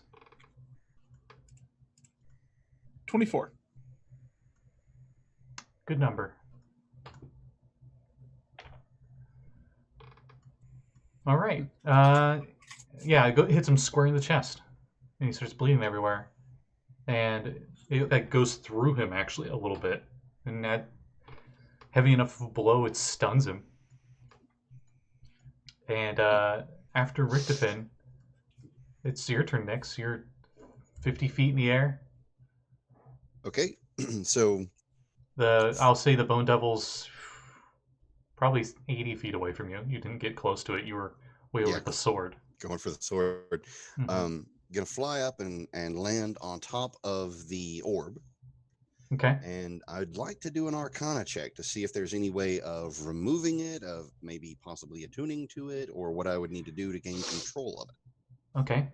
As you touch it, you feel great draconic power coming from it. Ooh. Do I start to spark a little bit more? It sparks you. Kinky. Like static, but roll me an Arcana check. Yeah. Anyway. Okay. 24.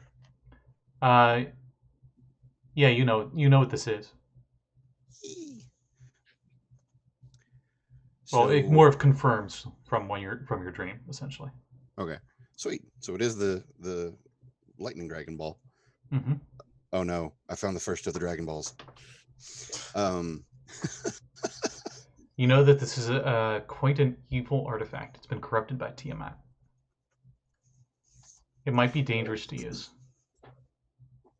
Well, I think in that case, I'm definitely going to not try to leave it here. I'm assuming if I could attune to it, I wouldn't be able to do that in the midst of battle. No. Okay. In that case, my attention goes to the Bone Devil. You use, And okay, so you are up next to it. I'll say as a bonus action for the Arcana. oh, okay. I didn't realize that was an action. I was just assuming.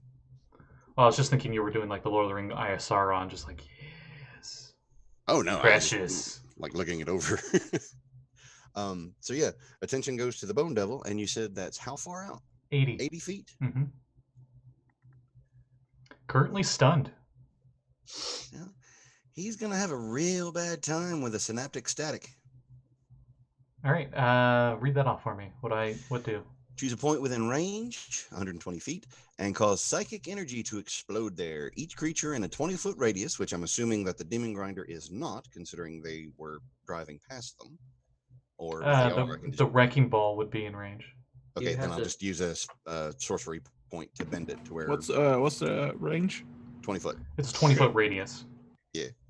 Centered on that point. And they must make an intelligence saving throw.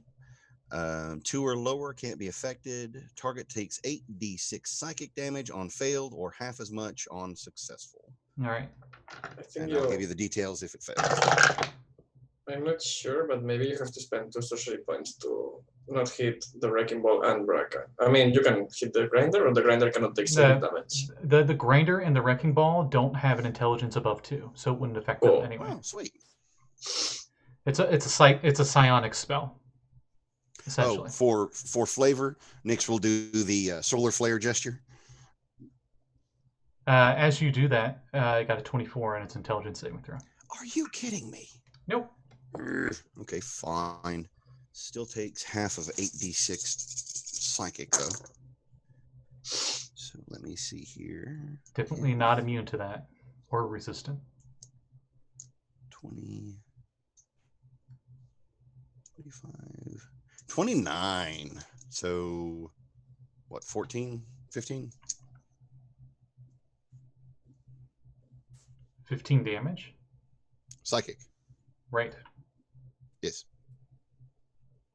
And, Whoa. and what was that? Someone's computer binged. Anyway, Yeah. that's your turn. That is my turn. All right. The Bone Devil's turn. It does the anime like because it's stunned. And I just realized that Lulu tied with Koi, but Koi has better decks. Well, yeah, we should. You have advantage. Oh, Because then I stunned. will sharpshoot. Okay. Wait, if he's stunned, would he be able to make a saving throw, even if it was intelligence? For intelligence, yes. Dex, Shit. no. Okay. Okay. Never mind. Shutting up. Well, I think Dex would have been disadvantage or something. I'll double check. So that's a dirty 20. Okay, that hits. I will spend a superiority dice to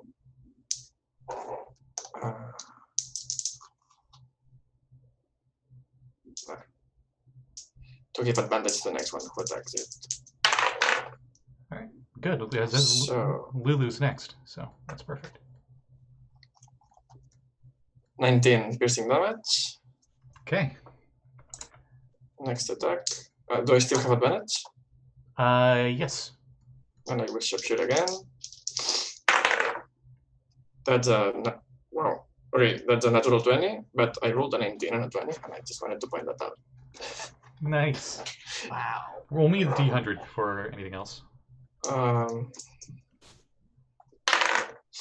22. Okay. Now you can roll your damage. Okay. I'll explain what happens after damage is dealt. 21 piercing damage. Okay. As you shoot him with your second bolt, I'll say the force of it somehow pushes him 10 feet towards the vehicle, so he's right next to the wrecking ball, stunned still. You do not get an attack of opportunity because he didn't move willingly. Okay. Looks really, Does it- really hurt. Okay, then I won't do anything else. Lulu, I guess, Has will... advantage. Yeah. Lulu will just... And she charges at him. Love how she gets the traction on midair. What's her magic bonus?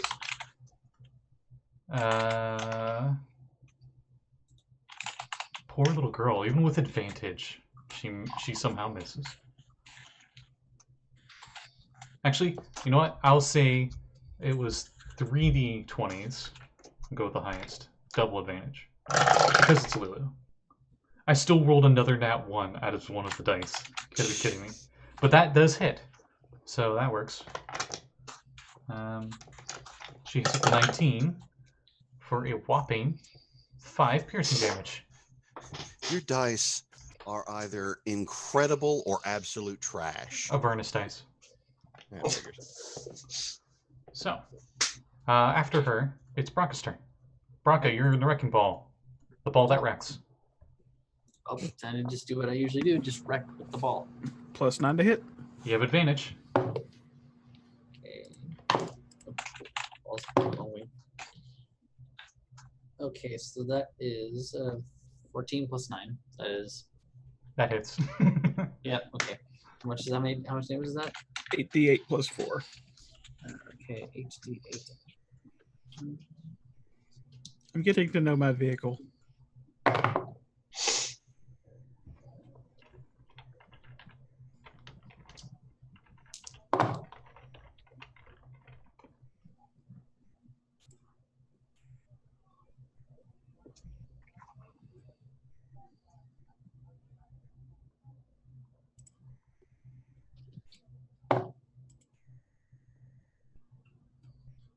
Okay, so that's 40 points of damage. Splat. Dead devil. Wouldn't that be more like crunch because it's a bone devil? Yes. Crunch. Dead devil. We turned him into bone meal. The entire helmet reverberates as the wrecking ball hits it.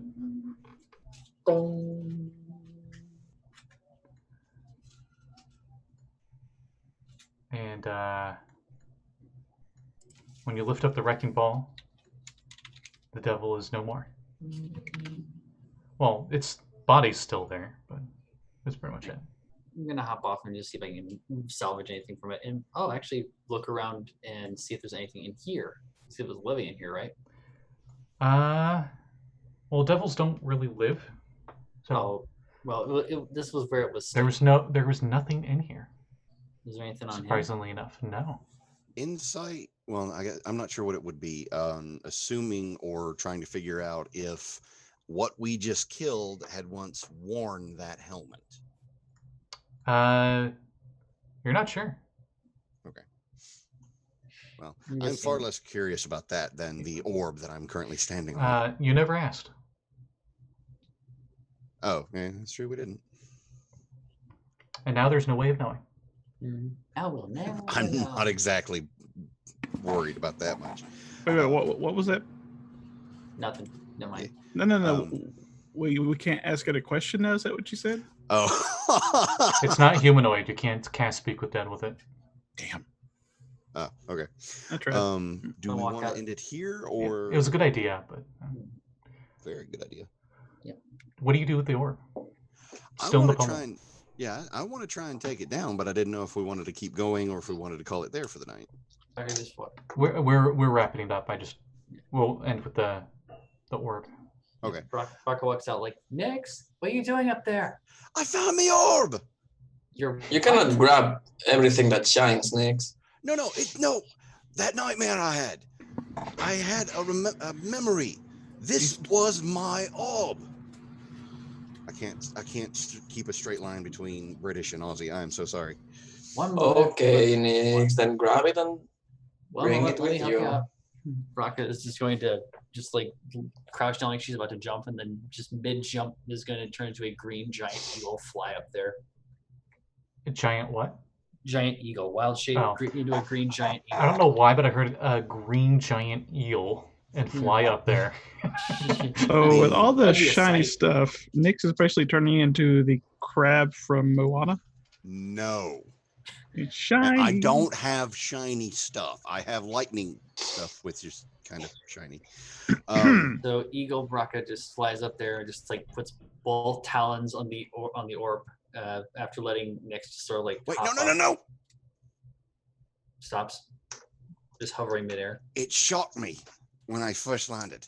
I wouldn't suggest putting your claws on it, mate. Ooh, I tried to attune to it. Nope, I'll land on the actual pommel. Just Since I no stay longer have over the it. shield, that means I'm only attuned to the Band of Scorching Ray. And my bandana. My epic bandana. Dun, All right. dun, dun, dun. You feel like you could attune to it, but it would take an hour, and it's kind of not in the best spot to try to attune to it. Can I sit down on it comfortably? No, it's only 10 inches in diameter. 10 inches? It was 10 feet on the pommel of the sword. It shrank. Yeah, it's not activated. Oh, well, shit. If that's the case, then I just try and take it off the pommel. And it only doubles in size. So 20 inches max? Yeah, it's 20 inches in diameter when activated. Oh, I thought you said feet. I was thinking that was a No, giant that would orb hovering above us. that would not fit on the end of a staff. I could have sworn you said feet. I'm so sorry. So That yeah, would be a spirit bomb. exactly. That's kind of what I was thinking. I try and take the thing off the pommel. Okay. With the giant eagle's help, I'll leave it up to you which one does the strength saving throw to try to pull it off the pommel. But whoever does it has advantage because the other person's helping. What is your strength modifier as a bird? I will check. Giant eagle. I'm thinking I might have the better here. Eagle. That's giant eagle is +3. Oh, okay. So yeah, you get advantage. All right, I will roll it up. Natural 20. Don't need it. Nice. 23. Ting! Pull it right out of the pommel. Just flap in there. Hand it over with one foot to Nix. Nix will do the link thing, grab it in both hands, put it above their heads. Da da da. And for thematically, Brakka will shriek as an eagle just for effect. Inside the You blue crystalline orb, you just see mists swirling around inside. Neat. And So that's where we'll end it for tonight. cool. So, as we close off, does anyone have any plugs?